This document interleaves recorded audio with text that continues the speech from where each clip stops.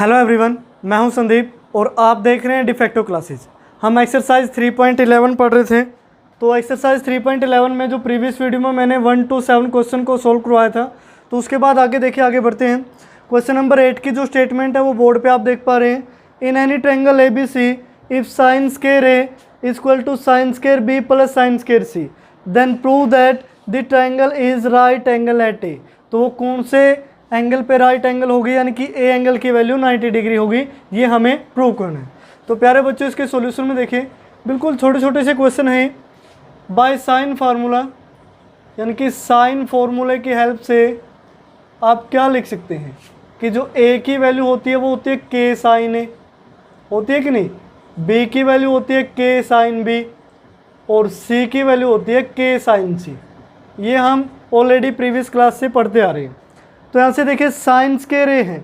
अगर मैं यहाँ से साइन ए की वैल्यू निकालूँ फर्स्ट में से, तो वो क्या आएगी, ए डिवाइड में के, तो साइन ए की वैल्यू आई ए अपॉन के। अगर ऐसे ही साइन बी की वैल्यू निकालूँ तो वो क्या होगी, बी अपॉन के। ऐसे ही अगर साइन सी की वैल्यू निकालें तो वो क्या आएगी, सी अपॉन के। तो ये वैल्यूज़ हमने निकाली, अब यहाँ पुट कर देंगे। यानी कि जो गिवन है वो क्या है कि जो साइन स्क्वायर ए है वो इक्वल है sine square B plus sine square C के। तो वैल्यू पुट करेंगे। साइन ए की वैल्यू पुट करो ए बाय के, तो होल स्क्वायर करोगे तो साइन ए का A square by K square is equal to B की जगह, यानी कि साइन बी की जगह बी बाय के स्क्वायर करोगे तो बी स्क्वायर अपॉन के स्क्वायर, प्लस ऐसे ही सी स्क्वायर अपॉन के स्क्वायर। तो यहाँ से ए स्क्वायर अपॉन के स्क्वायर एज इट इज़। अब यहाँ से के स्क्वायर आया एलसीएम, वैल्यू क्या बची, B square plus C square, K square हुआ नीचे से कैंसिल।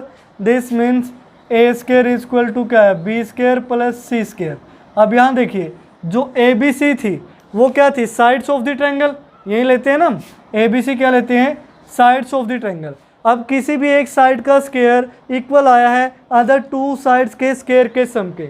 हेंस द ट्रायंगल, जो ट्रायंगल है इज राइट एंगल है एट पॉइंट ए पे। किस पे है, एट पॉइंट ए पे, क्योंकि हाइपोटेन्यूज में क्या आ रहा है, ए आ रहा है अभी। इस तरीके से तो हम इजीली इसको प्रूव करेंगे। उसके बाद सेकंड पे आइए, बिल्कुल आसान सा है। In any triangle A B C prove that, ये हमने प्रूव करना है भी। अब ये जो गिवन है उसको गिवन रहने दो, हम लिखेंगे बाय साइन फॉर्मूला। उस साइन नहीं, यहाँ कोस है तो कोसाइन फॉर्मूला यूज करेंगे, बाय कोसाइन फॉर्मूला। कोसाइन फॉर्मूले की हेल्प से मैं कोस ए को क्या लिख सकता हूँ भी, कोस ए किसके इक्वल होता है, ए स्क्वायर प्लस, सॉरी एक मिनट, कोस ए लिखना है तो B square plus C square minus A square upon two B C. अब जो कोस बी है उसकी जगह मैं लिख सकता हूँ A square plus C square minus B square upon two A C. और जो कोस सी है उसकी जगह मैं लिख सकता हूँ A square plus B square minus C square upon two A B. ये क्या कहता है, कोसाइन फॉर्मूला कहते हैं भी। अब यहाँ से देखिए, बी सी इंटू में कोस ए, तो कोस ए की वैल्यू यहाँ से पुट कर दो भी। कोस ए की जगह क्या लिखोगे, B square plus C square minus A square upon two B C. उसके बाद प्लस सी ए।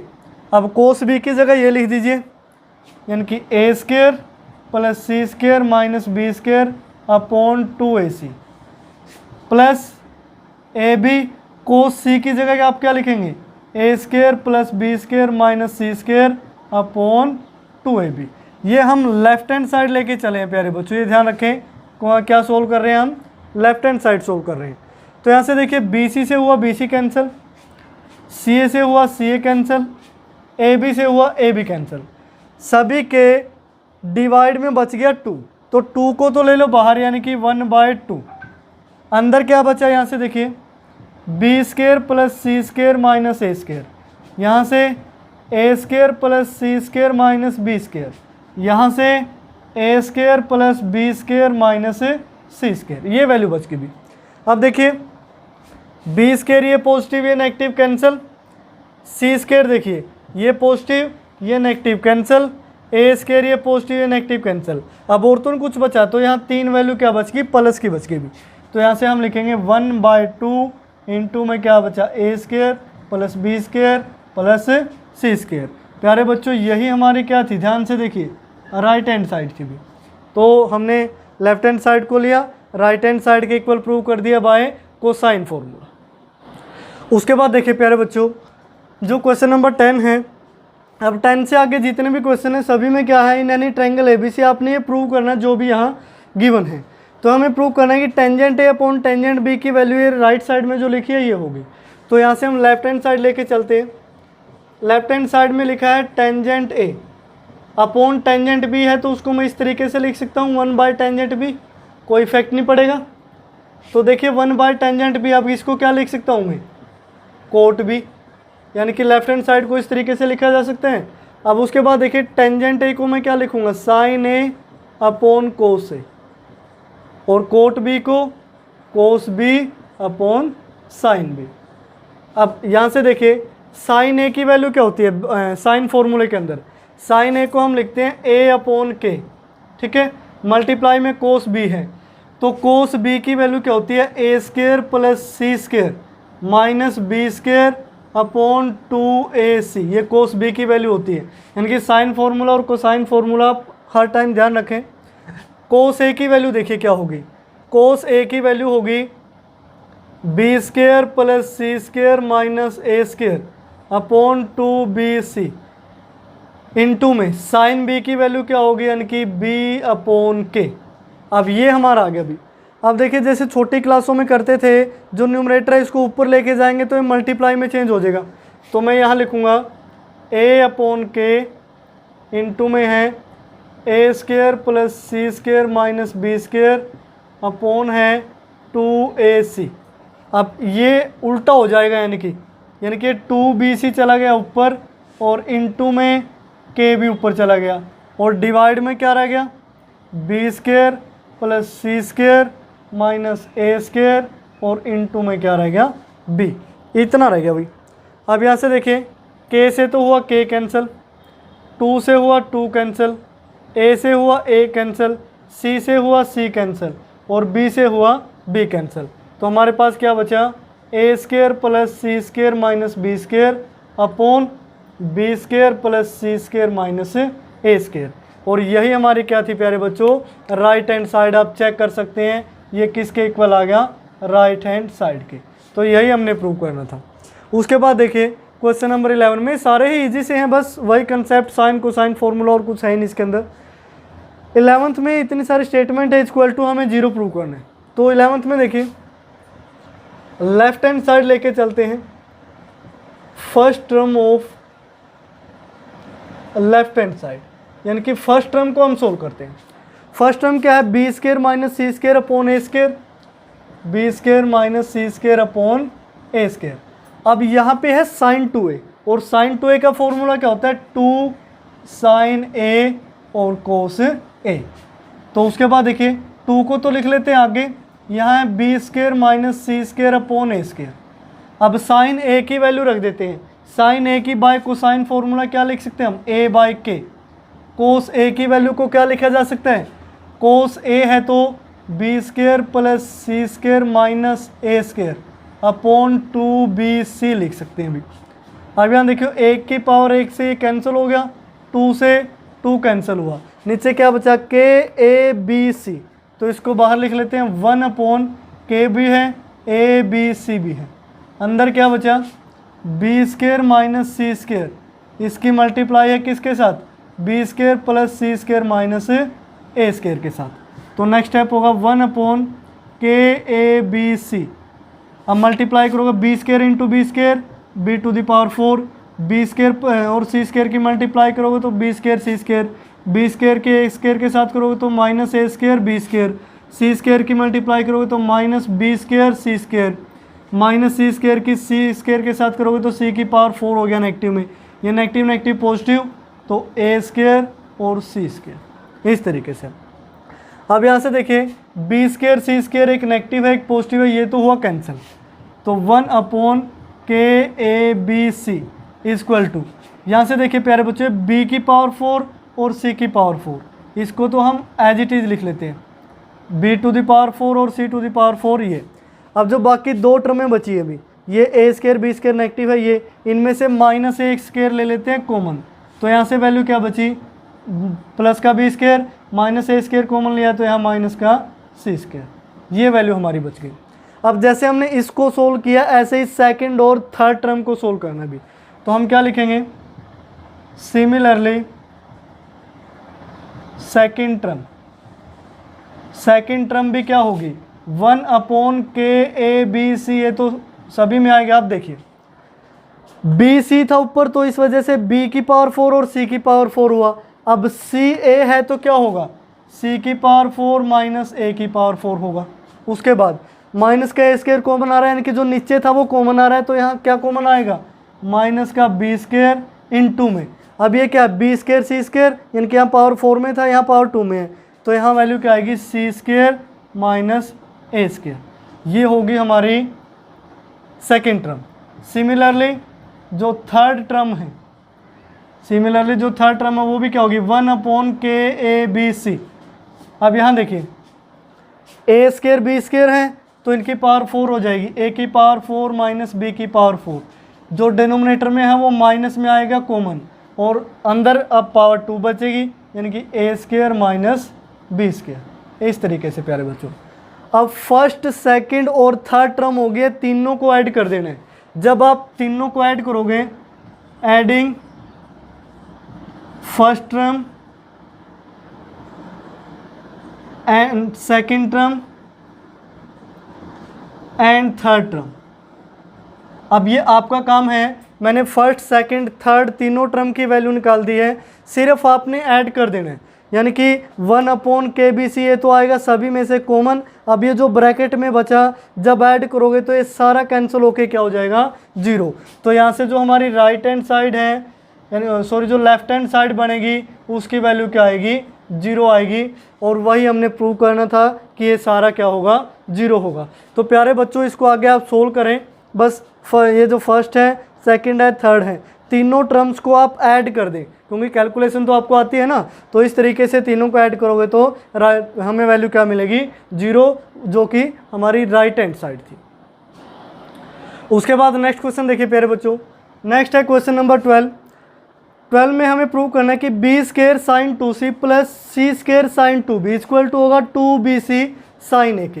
तो यहाँ से हम लेफ्ट हैंड साइड लेके चलते, लेफ्ट हैंड साइड में है b square sine 2c plus c square sine 2b। अब यहाँ से देखिए साइन 2c है तो इसका फॉर्मूला अपन करेंगे, साइन 2c किसके इक्वल होता है, b square as it is, यानी कि 2 साइन c और cos c plus c square as it is sine 2b, यानी कि 2 साइन a कोस a का फॉर्मूला क्या होता है, साइन 2a को लिखते हैं ना, तो इसको 2 हम क्या लिखेंगे, साइन b और कोस b, यानी कि साइन 2a बना के इसको ओपन कर दिया। तो यहाँ से देखिए प्यारे बच्चों, उसके बाद 2b स्क्वायर साइन c की वैल्यू क्या होती है, sine c by sine formula, इसको लिख सकते हैं हम c/k और cos c as it is, plus 2c square sine b को लिख सकते हैं b/k और cos b as it is. ये हमने क्यों लिखा, बाय यूजिंग साइन फॉर्मूला, ठीक है, कि साइन फॉर्मूले का यूज़ करके आपने ऐसा लिखा है। उसके बाद देखिए, अब देखिए इन दो टर्म्स में से क्या कॉमन आ रहा है, एक तो आपको 2 कॉमन दिखाई दे रहा है, एक दोनों में b भी है, एक c भी है और अपॉन में k भी है, तो ये हुआ कॉमन। तो यहाँ से एक अकेला b बचा और कोस c बचा, तो b कोस c प्लस यहाँ से देखिए अकेला c बचा और कोस b बचा भी, ये हो गया। तो उसके बाद देखिए 2bc अपॉन k, अब ये जो ब्रैकेट में है b cos c plus c cos b, इसको मैं लिख सकता हूँ a। अब a मैंने क्यों लिखा, अब ये क्या होता है प्यारे बच्चों, प्रोजेक्शन फॉर्मूला।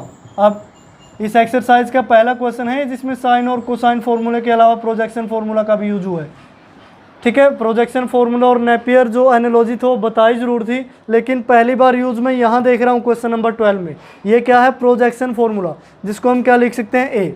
अब देखिए प्यारे बच्चों, जो a/k है उसकी वैल्यू क्या होती है 2bc, इसको मैं क्या लिख सकता हूँ साइन a के इक्वल होती है। अब ये क्यों हुआ, बाय साइन फॉर्मूला, यानी कि साइन फार्मूला की हेल्प से। यानी कि जितने भी क्वेश्चन कर रहे हैं या तो वो साइन फार्मूला यूज करवा रहा है या फिर कोसाइन फार्मूला, यानी कि प्रोजेक्शन फार्मूला फर्स्ट टाइम आया है पूरे एक्सरसाइज में। उसके बाद देखिए, उसके बाद जो 13 क्वेश्चन है प्यारे बच्चों वो मैंने आपके लिए छोड़ दिया है कि जब आप इतना कुछ कर चुके हो तो 13 को तो ईजिली निकाल ही लोगे। उसके बाद क्वेश्चन नंबर 14 देखिए, बिल्कुल आसान सा है 14 भी। अब यहाँ देखिए 2 इंटू में बी को स्केयर सी बाई 2 प्लस सी को स्केयर बी बाई 2 को ए प्लस बी प्लस सी के इक्वल प्रूव करना है भी। तो मैं इसको लिख लेता हूँ 2 के अंदर मल्टीप्लाई करते हैं, तो मैं b को तो लिखता हूँ बाहर और इसको लिख लेता हूँ 2 को स्केयर सी बाई 2, इनकी मल्टीप्लाई होगी। उसके बाद प्लस इसके साथ मल्टीप्लाई करोगे 2c बनेगा, तो c को तो बाहर लिख लेता हूँ और 2 को square b by 2 as it is. अब हम लेफ्ट हैंड साइड लेके चल रहे हैं, ध्यान रखें। इतना समझ में आया? बस कुछ नहीं किया, 2 के अंदर मल्टीप्लाई कर दी और 2 को साथ में रखा, c को थोड़ा सा अलग लिख दिया, c और b को। तो b इंटू में 2 को स्केयर c बाई 2 को मैं क्या लिख सकता हूँ 1 प्लस कोस c, है कि नहीं। अब यहाँ से देखिए मैं आपको बता देता हूँ 1 प्लस कोस a किसके इक्वल होता है 2 कोस स्केयर a बाई 2, यानी कि एंगल यहाँ हाफ हो जाता है। और 1 माइनस कोस a किसके इक्वल होता है 2 साइन स्केयर a बाई 2 के इक्वल होता है। ये हाफ एंगल फॉर्मूले के अंदर आते हैं भी, ये ध्यान रखें। तो प्लस c आगे, उसके बाद है 2 कोस स्केयर b बाई 2 को लिख सकता हूँ मैं 1 प्लस कोस b। अब मल्टीप्लाई कर दो, b into 1 b plus b cos c, c into 1 c plus c cos b। उसके बाद देखिए अब ये b plus c as it is, ये क्या हो गया b cos c plus c cos b को हम क्या लिख सकते हैं a लिख सकते हैं। रीज़न लिखोगे by projection formula, by projection formula. अब प्रोजेक्शन फॉर्मूला क्या होता है a is equal to B cos c plus c cos b के इक्वल होता है। ये ऑलरेडी हम इंट्रोडक्शन वीडियो में बेसिक कंसेप्ट जहाँ करवाए थे वहाँ प्रूव कर चुके हैं। तो हमने किसके इक्वल प्रूव करना था a प्लस बी प्लस सी, तो ये क्या आई हमारी राइट हैंड साइड। तो इस तरीके से आप जो एक्सरसाइज 3.11 है वो कंप्लीट करेंगे, जो बिल्कुल आसान सी एक्सरसाइज थी। बस जिसको साइन फार्मूला और कोसाइन फार्मूला आ गया वो सारे ही क्वेश्चन कर देगा। अब जिसको साइन फार्मूला और कोस फार्मूले के बारे में नहीं पता उससे एक भी क्वेश्चन नहीं होगा, उसके लिए तो अजीबोगरीब हो जाता है, पता नहीं कैसे a by 2 b by 2 ABC क्या है, कैपिटल ABC क्या है और ये साइन कोस कहाँ से आ गए। तो इस तरीके की चीज़ें आपके सामने आती है जब आप बेसिक नहीं पढ़ते। तो बेसिक ज़रूरी होते हैं, ये नहीं कि बस एक्सरसाइज में मैं यहाँ क्वेश्चन करवा रहा हूँ आप कॉपी पे उतारे जा रहे हैं उसको A to Z क्वेश्चन को और उनको याद करने में लगे हैं। ऐसे मैथ नहीं आता, क्योंकि मैथ जितना समझोगे उतना ही आएगा। अगर उसको याद करने की कोशिश करोगे कभी भी नहीं याद रख पाओगे। हो सकता है कि आप 4 से 5 दिन याद रख पाएँ, 1 महीने 2 महीने, लेकिन जब आप एग्ज़ाम में बैठते हो तो वहाँ सारी चीज़ें साफ़ हो जाती हैं जो आप याद करके जाते हो। अब जो चीज़ समझ रखी है अच्छी तरीके से, उनके बेस क्लियर है, पता है भी ये वैल्यू कैसे आई, वो चीज़ें काफ़ी लंबे समय तक याद रहती है। यहाँ आप 11th करने के बाद भी जैसे आप नेक्स्ट क्लासेज में आ जाओगे तब वहाँ भी आपको याद रहेगा कि जो साइन फार्मूला हमने पढ़ा था वो कैसे आया था, कोसाइन फार्मूला हमने पढ़ा था वो कैसे आया था। अब नेपियर एनालॉजी थी बेसिक कंसेप्ट में मैंने नेपियर एनालॉजी के बारे में आपको बताया, लेकिन उसका एक्सरसाइज में कोई यूज़ नहीं, यानी कि एक भी क्वेश्चन ऐसा नहीं है जिसमें नेपियर एनालॉजी का यूज़ हुआ हो। लेकिन वो क्या है कि हमें हमारी नॉलेज बढ़ानी है। अब एक्सरसाइज में जो मर्जी हो बेसिक कंसेप्ट तो सारे करवाने हैं कि नहीं। अब ये प्रोजेक्शन फार्मूला देखिए, क्वेश्चन नंबर 12, 13 और 14 3 क्वेश्चनों में यूज़ है इसका, बाकी किसी जगह यूज़ नहीं है। अब इसका मीनिंग या तो कई जो टीचर है वो क्या करते हैं कि इसको छुड़वा देते हैं, भी लास्ट एक्सरसाइज इंपॉर्टेंट नहीं है। भी सब कुछ इंपॉर्टेंट है जो आपके मैथ में है, पेज नंबर 1 से और लास्ट पेज पे जो भी लिखा है सब कुछ इंपॉर्टेंट है। तो इन चीज़ों का आप ध्यान रखें, जितना ज़्यादा बेसिक और डीपली आप पढ़ोगे उतनी ज़्यादा नॉलेज बढ़ेगी, और जैसे ही आपकी नॉलेज बढ़ती है तो नंबर तो अपने आप आते हैं। यानी कि नंबर के पीछे मत भागो, किसके पीछे भागना है, नॉलेज के पीछे, क्योंकि नॉलेज नंबर दे सकती है लेकिन नंबर नॉलेज नहीं दे सकते। तो इन चीज़ों का आप ध्यान रखें। तो आज की वीडियो में फ़िलहाल इतना ही, देखते रहिए डिफेक्टो क्लासेस।